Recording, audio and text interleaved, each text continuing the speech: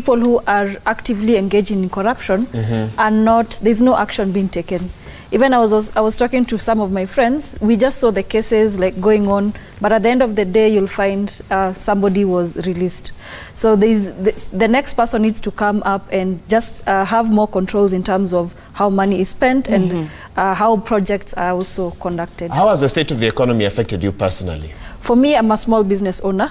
So the state of the economy is taxes are being added every day. So for me, doing business is very difficult. And the more my expenses go up, the more I try to cut down on my continuous expenses. So for example, I won't hire more people. I'll cut down on the type of projects that I want to do to expand my business. So taxes are the most, they affect me as a small business owner. Okay. Yeah. And Mr. Karudi, you can come in as well. What are your thoughts on the man or woman who will take over, whether in acting capacity or be properly confirmed? What should be their priority in your view? Yeah, now the responsibilities of our cabinet secretary, national treasury, are very important. And this is the nerve center of our economy. And therefore, the person who is going to occupy this office has a responsibility to ensure that the country is stable as far as the economy is concerned, to ensure that we are going to prosper. We also have our budget that was read, and we have a lot of expectations in terms of how the country will move forward, in terms of revenues, expenditure, both at the national government and the county. And therefore, one of the challenges will be to ensure that the national budget is tying up. You know, the budget in the region of about 3 trillion, expected revenues are higher than last year to come into the national treasury. So there's a lot of work to ensure that we have sufficient funds to run the national economy and to ensure that that budget holds for the entire year. So these are some of the key challenges that we see must be addressed. The other one is in terms of maintaining the cost of government. Right now, one of the private sector recommendations that I come from KEPSA is that we must be able to manage the total cost of government in terms of budget, and therefore we would like to see cost-cutting measures as much as possible so that we can free as much money as possible for development. So these are some of the concerns that we like to see. And lastly is the area of accountability and good use of funds.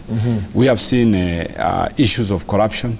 Every Kenyan is working very hard to ensure they pay their taxes and to ensure that the country moves forward. Other people are stealing the same money. And therefore, at National Treasury, the new CS has to look at the whole area of financial management and ensuring that funds are properly utilized. Can they work a miracle in 3 years? You spend the last 3 minutes explaining what clearly will be a very big job. Is it possible really in 3 years? Yeah. You know, 3 years is a lot of time when you have priority. What is important is to identify areas of high impact, and there's so much to do. But if the CS, the new CS, can be able to pick areas that are going to create a big impact in terms of our growth, job creation, and bringing down corruption within government, and also those are key areas to look at. Yeah. Lorna, what do you think of the situation? And you're a project manager, just like Juliet. Have you had to say no to a few projects to try and keep your lights on? Of course, you know, at the end of the day, you're trying to figure out how do we meet our objectives. So when you're managing something like this, you have to consider things like time, budget, and scope of the project. And at some point, you need to rearrange things to make sure that the scope at the end of the day is met. Either that or you narrow down on the scope. So the question could also be, are we maybe being a little bit over-ambitious with the kind of things that we're trying to run? Because that could something that is also pushing up the costs and pushing up the kind of revenues that the government is trying to reach. Also from a different perspective, as a young person, I would say my concern is mainly on the kind of taxes that are currently coming in, because every year we see new taxes being brought on, And right now it's really tough. Like she mentioned earlier, business taxes are also going up, which makes it harder for a young person to start a business. It also means that the salary that you're getting is increasingly getting lower and lower. So do we go to Rwanda where starting a business is a 24-hour thing, very quick and simple? Yeah, we need to consider this kind of things and think about, okay, we need to raise funds, but how can you raise it in the right way so that you make sure that the people of Kenya can still be able to make a considerable amount of a living. All right, let me draw your attention to a story on page 3. Proposal to pay interns jobless youth. Now get this, there is an Employment Act as well as a Social Act, which is, if passed, this is what will happen. Graduates and diploma holders absorbed as interns will be entitled to a monthly stipend of about 25,000 Kenyan shillings, while unemployed youth will get a monthly hardship allowance of 3,000 Kenyan shillings. Mr. Lee, is this, it's just an act right now, but let's say it's passed. Is it sustainable? Is it okay? No, I don't think this kind of approach of stipend is a sustainable approach, because what happens is that you're going to divert the energies of the young people into think about the stipend instead of how to create wealth, how to create jobs, because in the countries where the welfare system is already, they are finding that is already a big challenge, because it does not provide an incentive for people to work very hard. And on the issue of paying interns, 25,000? No, interns is okay. Yeah. The idea of, internships are very important, and we like our companies and our businesses to bring as many interns on board as possible, and that is already happening. And paid interns, so that is not free and somebody working pro bono, they don't have fare. So paid internships is a good idea. But the idea of welfare, it's okay for the elderly, the people who are old, and as a social service. But that social support, the moment you now extend it to the larger population, remember we are dealing with millions of young people and jobless people. We need to focus around job creation more than welfare, because these two concepts are not they are not complementary. But won't welfare touch younger people faster than job creation? Because clearly what we are seeing is, I think 500,000 young people join the job market every year from universities, let alone those who finished Form 4 or that sort of thing. The economy clearly is not able to generate enough jobs for them. So what do they do? For them, the stipend would actually make a lot of sense. Yeah. You see, it's 1 million people. It's not a 500,000. It's 1 million. It's a million people coming into the job market every year. And therefore, the moment you introduce the idea of a welfare system, 1 million people coming out, and this is in addition to the ones existing, it's not a sustainable system. Already, if you do the calculations, with the amounts of money being proposed, it's a huge budget.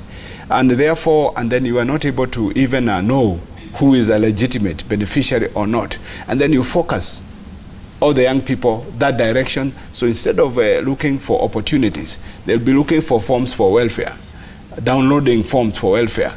And then you change the mindset. I think we need to be careful that we do not take people the wrong route. Let's encourage the whole area of entrepreneurship, looking for jobs, hard work, earning, and paid internships. But the welfare system, even in the US right now, we are told those people who are on welfare, even those who are working sometimes find welfare more attractive than a job. They resign and stay at home and get welfare. And the countries are suffering. They are wondering how to sort of repackage their welfare, because it's not working anymore for them, and the economies are suffering. So we would like those who have taken this route to actually rethink and see how we can deploy the same money in terms of spurring jobs. The same money, that same budget, calculate the amount of money that would otherwise go into our welfare system. Use it as a catalyst or economic stimulus for young people. It's better. All right. And of course, we are referring to a story on page 3 of the Daily Nation, proposal to pay interns and jobless youth. What are your thoughts on that? And of course, we can also bring in Juliet to give us her thoughts on this as well. What do Juliet, as an employer, would you pay the 25,000 to an intern? It's a noble initiative, but as a small business, 25,000 in some companies, that's somebody's salary. So as a business owner, I would consider the value the intern is bringing into my business versus the outcome the intern, because the intern is coming to learn. It should actually be the other way around. They should pay me because I'm giving them skills. So it's a noble initiative, but I agree with what Lee is saying. The money should go towards initiatives that will make the economy bring more jobs, more entrepreneurship, instead of just giving people money. When you give people money, it will now, people will become more entitled. So they'll come to my business, there'll be, of course, some regulators who will come and check how many interns do you have and how much are you paying them. Right. Or you can even give me incentives as a business owner. So instead of paying that intern this amount of money, let me have the free will to decide how much I'll pay them, and then give me tax offsets. For example, if I take 5 interns, when I go and do my returns every year, so I do some deductions. Right. Yeah. Okay. Yes. Let me, because of time, let me quickly get your attention on this story. Lorna, I'll let you have this the first first say page very quickly. 33 of the Standard. Yes, it says, and I quote, Kenyans skipping meals to service loans report. Says a report rather. So out of every 3 Kenyans, people are going hungry in order to service their mobile loans. Two out of every 3 Kenyans. That is. Wow. And they're struggling to do so. They're struggling to repay their debts, going hungry in a bid to save and pay loans. And this is according to a new report. It's that bad? It is that bad. Actually, like where I work at Chisudi, we do trainings for young people. And some of them mentioned that people are taking a light-hearted approach to the loans, whereby someone will take a loan to buy new clothes or to maybe go out with friends, because the peer pressure is there, yes. And so it's getting to a point where we even have young people already being blacklisted because they owe money to someone, you know, whether it's an organization. Yes, on CRB. They're already on CRB at this young age. So I think the thing here is to first enable especially young people to understand the consequences of taking such a loan, because for them maybe they're thinking, okay, I can start my business with this, or I can do something with this money. But first of all, if you're going to take a loan, you need to think about, is this an investment which will grow, or is it for something short term? And then that will help you decide whether it's a good idea to take the loan or not. And then also for them to understand the consequences of being listed on CRB, because right now some of them may not be able to apply for some jobs because some companies require you to not owe any money. Yeah, so it's going to slowly turn into a crisis if we don't start taking the measures to make sure that everyone is educated on loans and how to, on the right way to take them, and how to make sure they have a good plan in place to repay those loans in time. In your view, are there loans that are good? Could some be taking loans for valid reasons? Yeah. What are your thoughts on that? Yes, definitely. I think when it comes to loans, you need to think about it as a sort of investment. So for example, if you take a loan to go do your studies, that's an investment. You're investing in yourself. But if you're taking a loan to, as I mentioned earlier, maybe buy some clothes or go out with friends or something like this, it's not an investment. It's not something that at the end of the day will bring you more returns and will enable you to pay back that loan. So enabling them to develop a more long-term kind of thinking, and thinking that I'm taking this loan to further my education, to further my business, to further my investments, something like that. Yes. We need to take a quick commercial break and return back with the heart of today's discussion, degree versus success. Get this, young people make about 37% of the working age population in Africa, but 60% of those are unemployed. Now, let me bring it down home to here in Kenya. According to the National Bureau of Statistics, 7 million Kenyans, young Kenyans, are unemployed. Of those, 1.4 million have been desperately looking for work. The rest have given up on job hunting. Where do we stand as a young nation? Let us know. In fact, let us know your job experience the very first time when you're going for job hunting. How was that like? What advice would you give to the current generation as well? Would love to hear from you. Let's take that commercial break. We'll be right back. That's right.